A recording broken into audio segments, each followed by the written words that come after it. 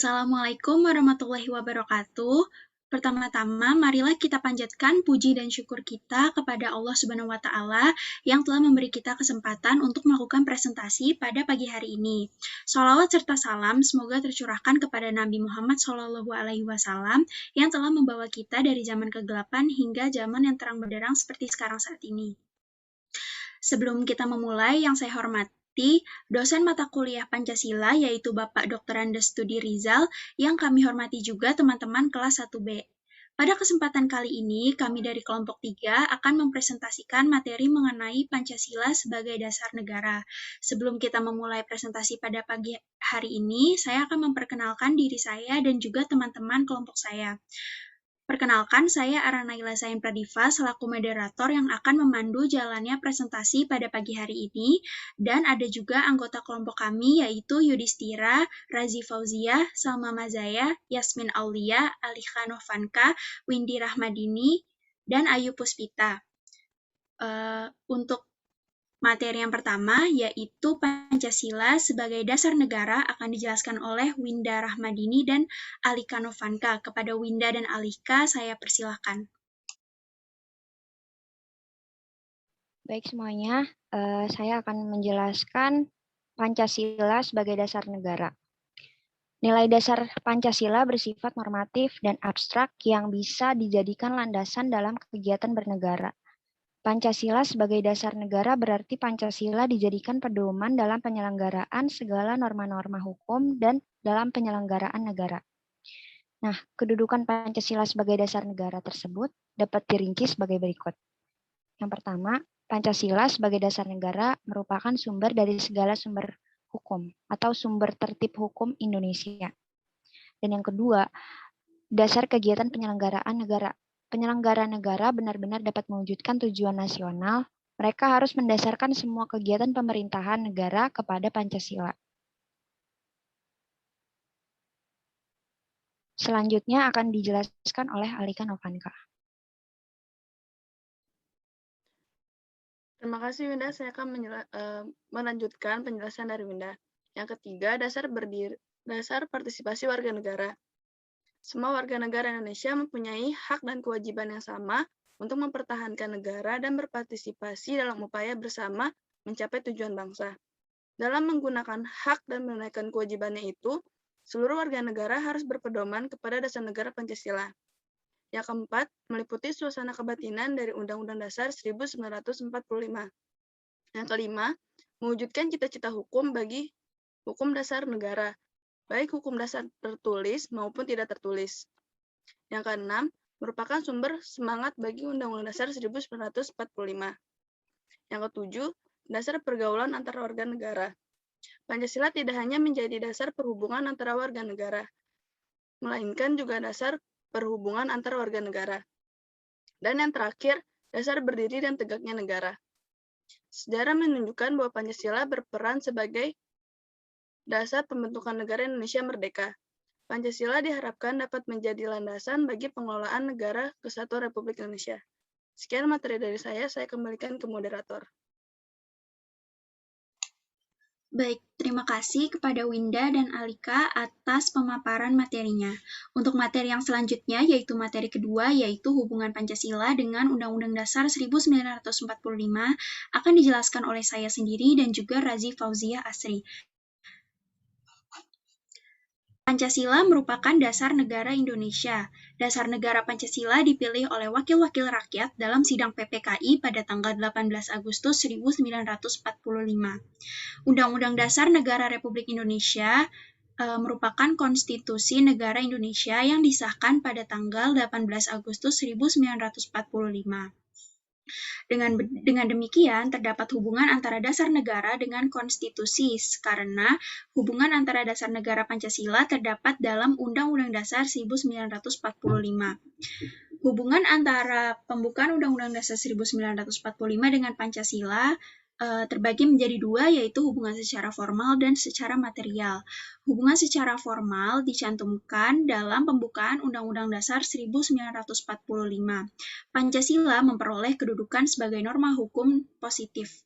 Artinya, kehidupan bernegara tidak hanya bertopang pada asas sosial, namun juga dalam asas ekonomi, politik, dan perpaduan asas kultural, religius, dan kenegaraan yang terdapat dalam Pancasila itu sendiri.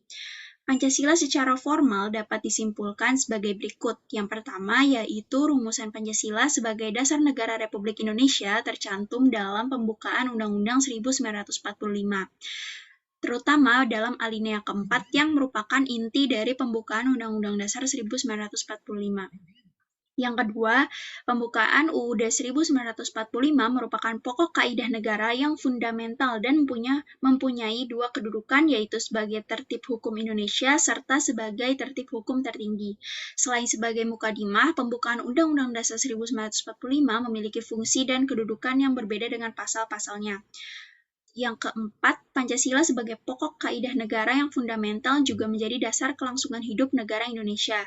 Dan yang terakhir, Pancasila adalah inti dari pembukaan UUD 1945 yang memiliki kedudukan kuat, tetap tidak dapat diubah dan melekat pada kehidupan negara Republik Indonesia. Sekian materi dari saya, untuk selanjutnya akan dilanjutkan oleh Razi. Kepada Razi saya persilakan. Baik, selanjutnya saya akan menjelaskan hubungan Pancasila dengan pembukaan Undang-Undang Dasar 1945 secara material. Yang pertama, berdasarkan kronologi sejarahnya, materi Pancasila dirumuskan terlebih dahulu sebagai dasar negara dalam rapat BPUPKI. Baru setelah itu, di rapat selanjutnya tersusun pembukaan Undang-Undang Dasar 1945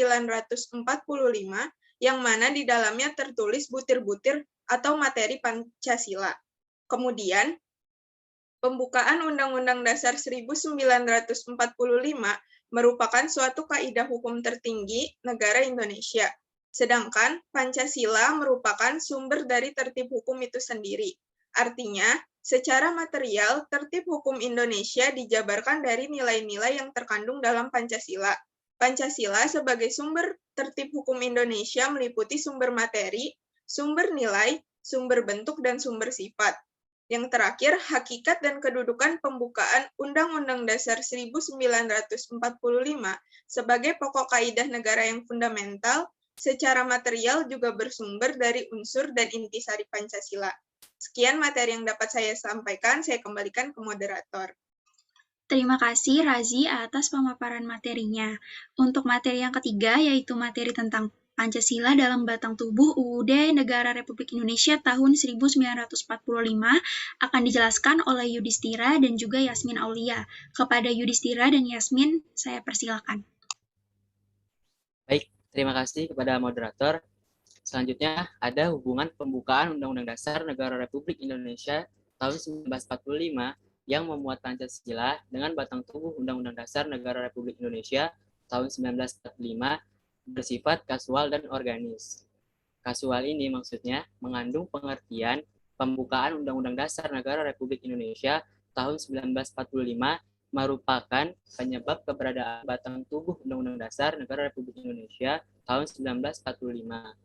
Lalu organis maksudnya berarti pembukaan dan batang tubuh Undang-Undang Dasar Negara Republik Indonesia ini merupakan suatu kesatuan yang tidak dapat dipisahkan. Lalu selanjutnya, pokok-pokok pikiran yang ada pada Undang-Undang Dasar Negara Republik Indonesia tahun 1945 ini bersumber dari pandangan hidup dan dasar negara, yaitu Pancasila, yang dijabarkan ke dalam batang tubuh melalui pasal-pasal Undang-Undang Negara Republik Indonesia tahun 1945. Adapun keempat pokok pikirannya antara lain, yang pertama, persatuan, yaitu negara melindungi segenap bangsa Indonesia dan seluruh tumpah darah Indonesia dengan berdasar atas persatuan. Nah, pada pokok pikiran pertama ini menegaskan bahwa aliran pengertian negara persatuan diterima dalam pembukaan Undang-Undang Dasar Negara Republik Indonesia, yaitu negara yang melindungi Indonesia seluruhnya. Nah, pentingnya pokok pikiran ini, maka persatuan Indonesia merupakan dasar negara yang utama. Oleh karena itu, penyelenggara negara dan setiap warga negara wajib mengutamakan kepentingan negara di atas kepentingan golongan atau perorangan. Lalu selanjutnya, kedua, keadilan sosial, yaitu negara hendak mewujudkan keadilan sosial bagi seluruh rakyatnya.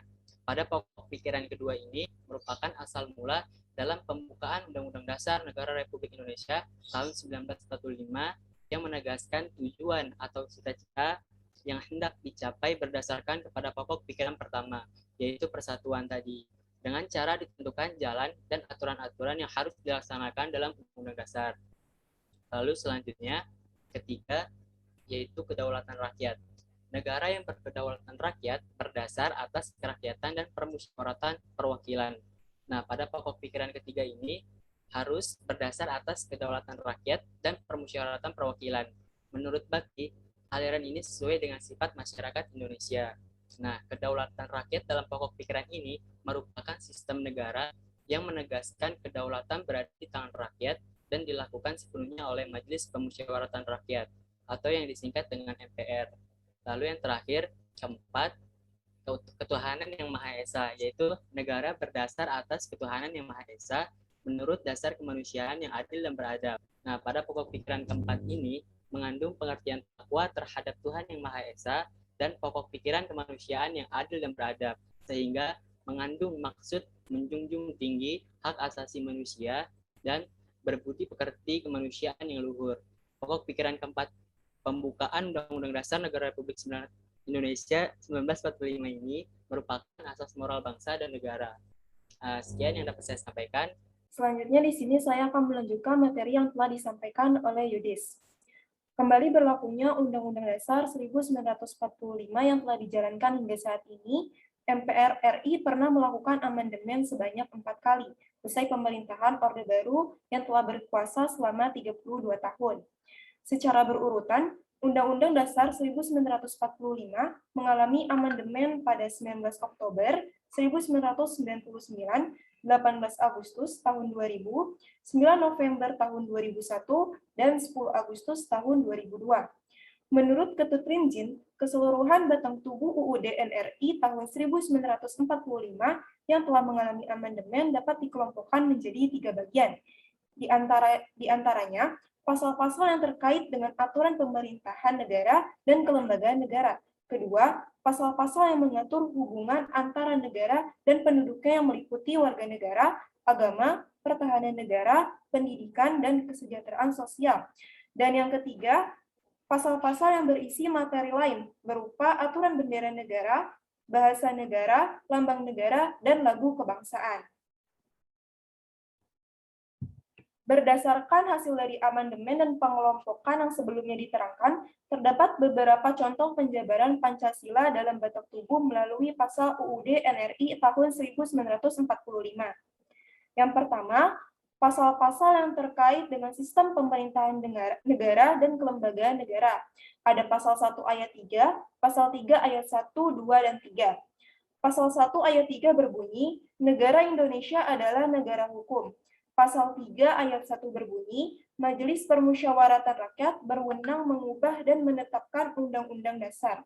Lalu pasal 3 ayat 2, Majelis Permusyawaratan Rakyat melantik presiden dan atau wakil presiden. Dan pasal 3 ayat 3, Majelis Permusyawaratan Rakyat hanya dapat memberhentikan presiden dan wakil presiden dalam masa jabatannya menurut Undang-Undang Dasar. Berdasarkan pasal-pasal tersebut, kekuasaan yang dimiliki oleh MPR bukan merupakan perwujudan dari seluruh rakyat Indonesia, dan MPR bukanlah lembaga tertinggi negara. Ketatanegaraan Indonesia menganut sistem horizontal fungsional dengan prinsip saling mengimbangi dan mengawasi antar lembaga. Lalu yang kedua, berdasarkan pasal-pasal yang mengatur hubungan antara negara dan penduduknya, yang meliputi warga negara, agama, pertahanan negara, pendidikan, dan kesejahteraan sosial. Yang pertama ada pasal 26 ayat 2. Penduduk ialah warga negara Indonesia dan orang asing yang bertempat tinggal di Indonesia. Pasal ini menyebutkan bahwa orang asing yang menetap di Indonesia juga memiliki status hukum sebagai penduduk Indonesia. Maka orang asing tersebut memiliki hak dan kewajiban sesuai dengan perundang-undangan yang berlaku. Lalu ada pasal 27 ayat 3, setiap warga negara berhak dan wajib ikut serta dalam upaya pembelaan negara. Pasal ini bermaksud untuk memperteguh konsep yang dianut bangsa dan negara, di bidang pembelaan negara, di mana upaya pembelaan negara merupakan hak dan kewajiban bagi setiap warga negara. Lalu ada pasal 29 ayat 2, negara menjamin kemerdekaan tiap-tiap penduduk untuk memeluk agamanya masing-masing dan untuk beribadat menurut agamanya dan kepercayaan itu. Pasal ini menunjukkan bahwa negara menjamin salah satu hak manusia, yaitu kebebasan beragama. Kemudian ada pasal 31 ayat 2 dan pasal 31 ayat 3. Pasal 31 ayat 2 berbunyi, setiap warga negara wajib mengikuti pendidikan dasar dan pemerintah wajib membiayainya. Lalu pasal 31 ayat 3 berbunyi, pemerintah mengusahakan dan menyelenggarakan suatu sistem pendidikan nasional yang meningkatkan keimanan dan ketakwaan serta akhlak mulia dalam rangka mencerdaskan kehidupan bangsa yang diatur dengan undang-undang. Berdasarkan pasal ini, pendidikan dasar menjadi wajib bagi siapapun. Sementara itu, pemerintah wajib membiayai kewajiban setiap warga negara dalam pendidikan dasar. Hal ini menunjukkan pandangan hidup sebagai bangsa yang religius dan tujuan dari sistem pendidikan itu sendiri, yaitu mencerdaskan bangsa.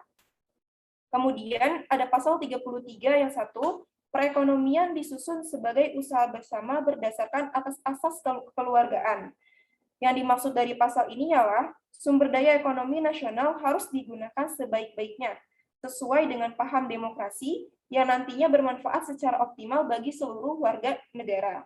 Dan yang terakhir ada pasal 34 ayat 2. Negara mengembangkan sistem jaminan sosial bagi seluruh rakyat, serta memberdayakan masyarakat yang lemah dan tidak mampu sesuai dengan martabat kemanusiaan. Dengan demikian, sistem jaminan sosial merupakan upaya dalam mewujudkan kesejahteraan. Lalu, yang ketiga, pasal-pasal yang berisi materi lain, berupa aturan bendera negara, bahasa negara, lambang negara, dan lagu kebangsaan.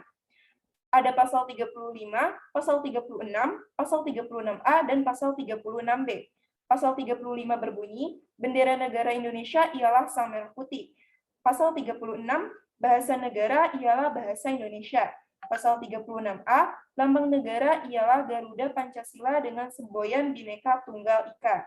Dan pasal 36B, lagu kebangsaan adalah Indonesia Raya.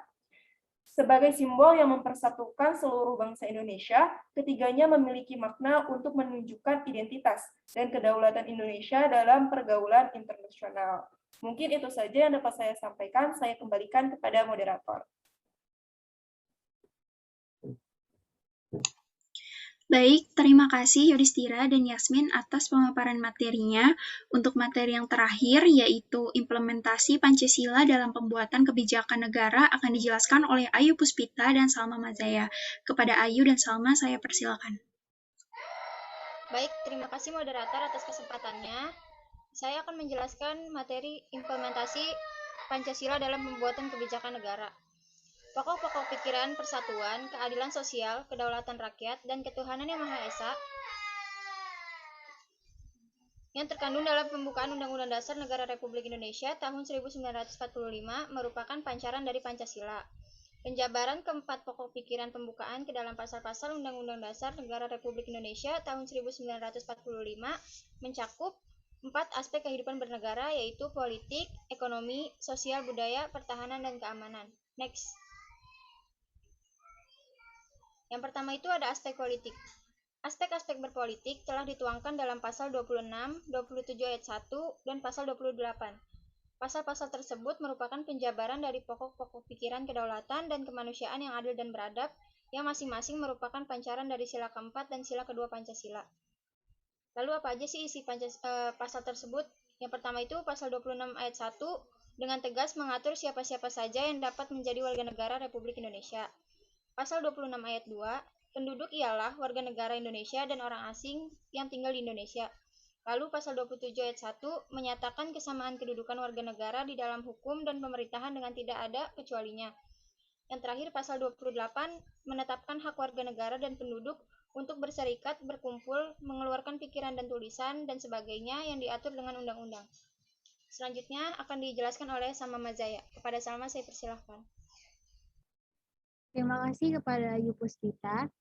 Saya akan melanjutkan materi dari Ayu Puspita, yaitu mengenai aspek ekonomi.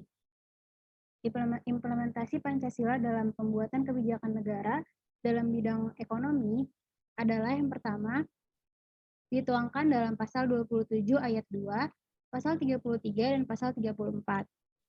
Pasal 27 ayat 2 menyatakan bahwa tiap-tiap warga negara berhak atas pekerjaan dan penghidupan yang layak bagi kemanusiaan.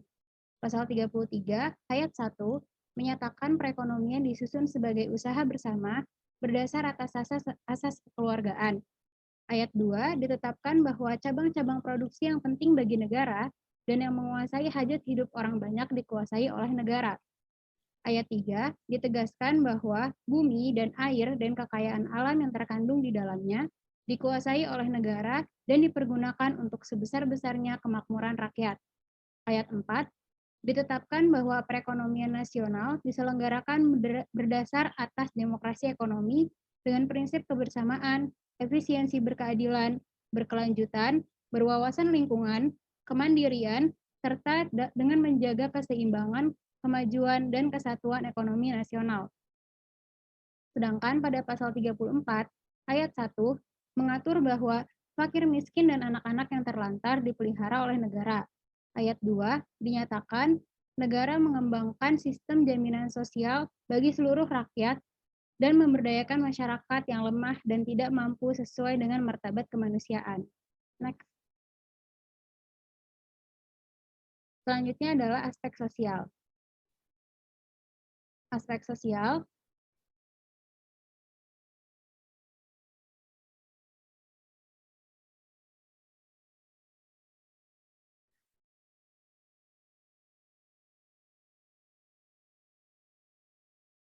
Aspek sosial budaya dituangkan dalam pasal 29, pasal 31, dan pasal 32.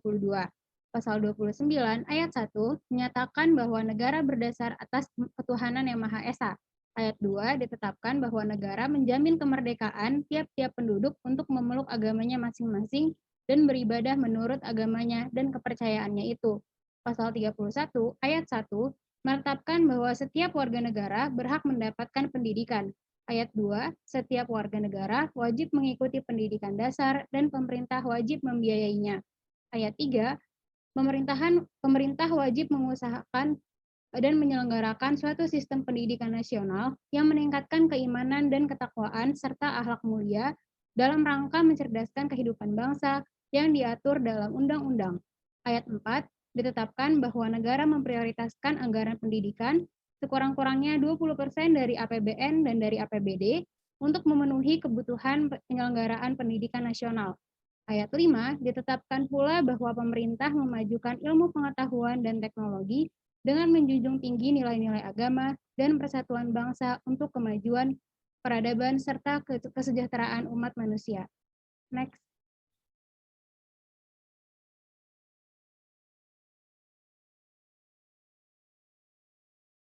Selanjutnya adalah aspek Hankam.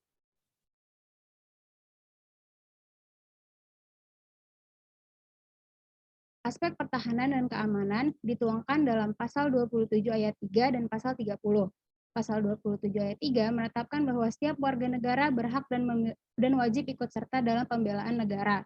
Pasal 30 ayat 1 menyatakan hak dan kewajiban setiap warga negara ikut serta dalam usaha pertahanan dan keamanan negara.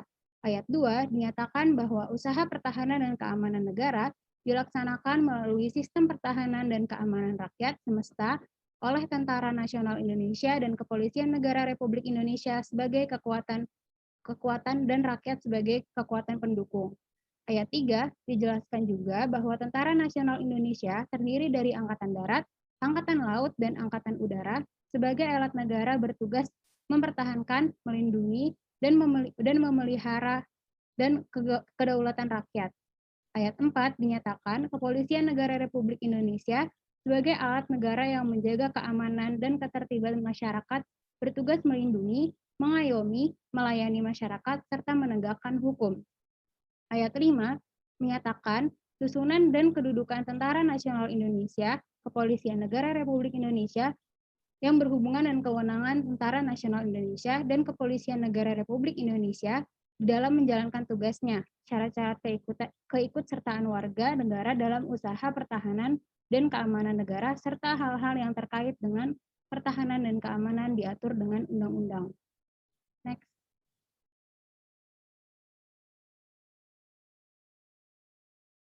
Sekian dari saya kembalikan ke moderator.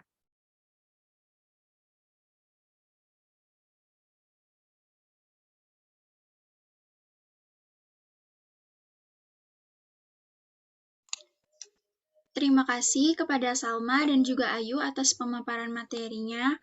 Untuk materi kita cukupkan sampai di sini dan selanjutnya akan dilanjutkan dengan sesi tanya jawab. Kami sudah mengumpulkan beberapa pertanyaan dari teman-teman kami dan akan langsung dijawab oleh anggota kelompok. Untuk pertanyaan yang pertama, yaitu pertanyaan dari Arkan Abirama Ersakta akan dijawab oleh Ayu Puspita. Kepada Ayu Puspita, saya persilakan.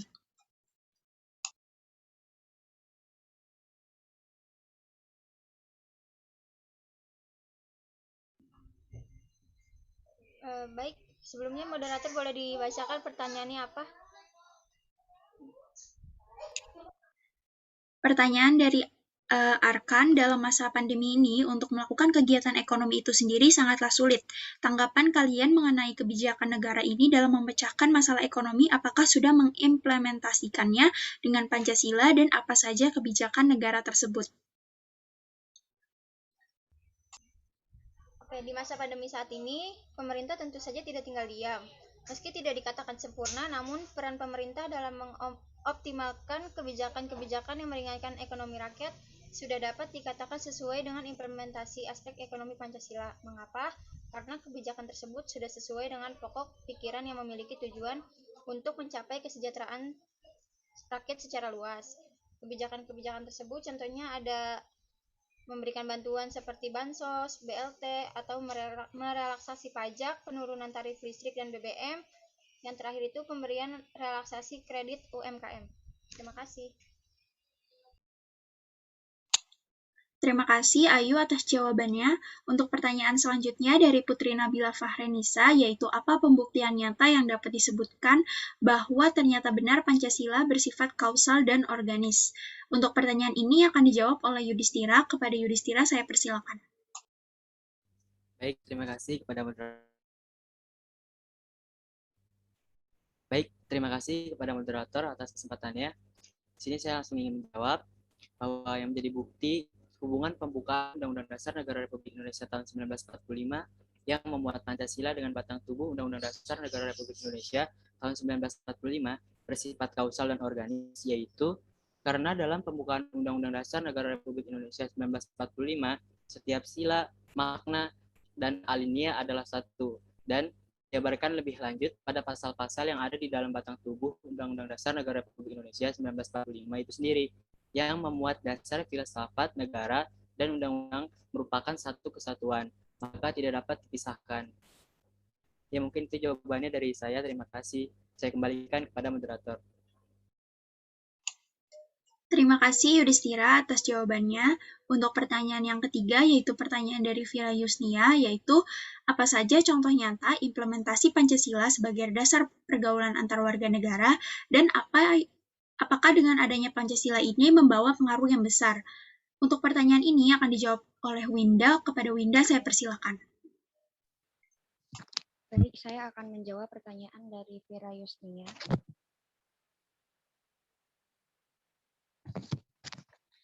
Iya, Pancasila menjadi dasar pergaulan antar warga negara. Implementasi dari hal tersebut dapat dilihat pada tiap-tiap sila yang tertulis dalam Pancasila. Karena tiap sila merupakan acuan dan sumber dalam pembentukan karakter bangsa. Contoh pada sila ke-1, ketuhanan yang Maha Esa.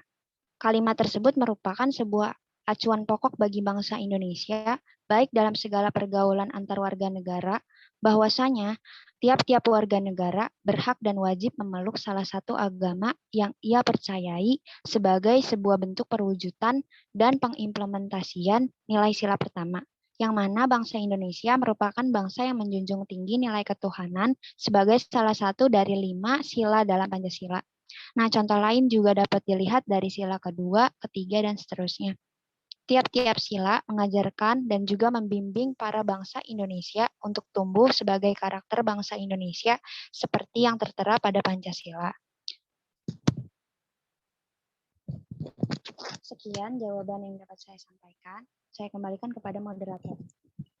Terima kasih Winda atas jawabannya. Untuk pertanyaan yang terakhir dari Muhammad Azidan, yaitu dijelaskan dalam aspek pertahanan dan keamanan bahwa Pancasila sila kelima bertujuan untuk menghindari kesewenangan serta untuk mengayomi masyarakat. Seperti yang kita ketahui, masih banyak ketidakadilan terkait hukum yang ada di Indonesia. Bagaimana tanggapan kalian dengan pepatah hukum tupul ke atas dan runcing ke bawah? Untuk pertanyaan ini akan dijawab oleh Salma. Kepada Salma saya persilakan. Terima kasih moderator. Saya akan menjawab pertanyaan dari Muhammad Azidan. Sebenarnya hukum merupakan kewajiban untuk berlaku adil kepada setiap warga negara tanpa pandang bulu. Munculnya pepatah tersebut sebenarnya membuktikan apa yang terjadi di lapangan sebenarnya, yaitu adanya ketidakadilan yang tidak sesuai dengan apa yang tertulis dalam undang-undang. Nah, terkait dengan pepatah tersebut, pendapat kami adalah seharusnya pemerintah tidak berlaku seperti dalam pepatah tersebut karena itu menunjukkan ketidakadilan. Keadilan merupakan hak semua warga negara yang apabila dilanggar oleh pemerintah, maka seharusnya pemerintah mendapat sanksi sesuai dengan yang tertulis dalam Undang-Undang dan Pancasila. Diharapkan pula kita sebagai pemuda, penerus bangsa, juga memegang tanggung jawab nih dalam pemerintahan ke depannya. Sebaiknya kita membenahi diri untuk membersihkan segala ketidakadilan hukum yang selama ini marak terjadi. Sekian dari saya, terima kasih. Wassalamualaikum. Terima kasih kepada Salma atas jawabannya. Alhamdulillah telah selesai presentasi serta sesi tanya jawab dari kelompok kami. Saya akan membacakan kesimpulan dari presentasi kami pada pagi hari ini. Pancasila sebagai dasar negara yang bersifat normatif dan abstrak dijadikan oleh bangsa Indonesia sebagai landasan dalam kegiatan bernegara. Kedudukan Pancasila sebagai dasar negara juga membuat Pancasila sebagai sumber tertib hukum Indonesia, sehingga erat kaitannya antara Pancasila dengan batang tubuh UUD 1945 dan pembukaan UUD 1945 yang merupakan kaidah hukum tertinggi negara Indonesia. Sebagai dasar kegiatan bagi penyelenggara negara, pokok-pokok pikiran dalam Pancasila ini harus menjadi dasar dalam mewujudkan tujuan nasional. Hal ini dapat kita lihat pengimplementasiannya dalam pasal Undang-Undang Dasar 1945. Di dalam Undang-Undang 1945 terdapat berbagai kebijakan yang telah ditulis secara detail yang bertujuan untuk kesejahteraan hidup masyarakat. Kita sebagai warga negara yang baik tentu harus menerapkan dan mematuhi kebijakan yang ada agar tercipta kehidupan yang adil dan sejahtera. Sekian dari kelompok kami, kurang lebihnya mohon maaf. Wassalamualaikum warahmatullahi wabarakatuh.